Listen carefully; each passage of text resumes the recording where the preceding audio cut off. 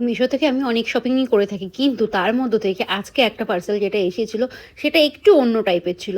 আর এরকম পার্সেল এত সুন্দর এত কম প্রাইসে আমি পাবো সেটা কখনোই ভাবিনি।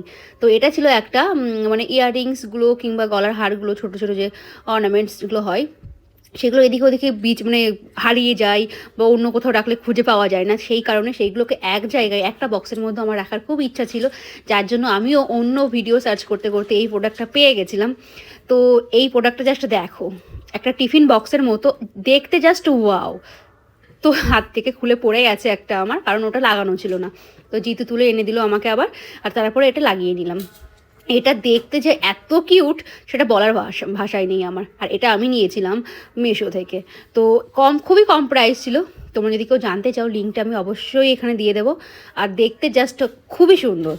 আর জিনিসটা আমার মানে এত মিশো থেকে শপিং করেছি, কিন্তু কম বেশি খুঁত না খুঁত কিছু না কিছু থেকেই যায়, কিন্তু এটার মধ্যে কোনো খুঁত পাইনি আমি, কারণ এটা পুরো পারফেক্ট ছিল। তো এখন এটাকে আমি পেয়ে গেছি, তো আমার কানের যে ইয়াররিংসগুলো আছে চারিদিকে ছড়িয়ে ছিটিয়ে, তো সেগুলোকে আমি ওটার ভিতরে গুছিয়ে রাখবো।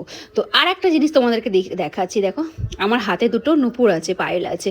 তো কালার দুটো তোমরা বুঝতে পারছো না, এত সুন্দর কালার না, আর দেখতেও জাস্ট মনে হচ্ছে সে গোল্ডের অরিজিনালি, বাট এটা ছিল পায়ের নুপুর, যেটা আমি অর্ডার করেছিলাম 1 সপ্তাহ আগে, যেটা তোমাদেরকে আমি শেয়ার করা হয়নি। তো তোমরা দেখে নাও ওটাকে কেমন করে বর্ডার দিয়ে রাখতে হয়, এর ভিতরে এই নুপুরগুলো এইভাবে রেখে দিতে হবে, তাহলে জিনিসগুলো আর হারাবে না।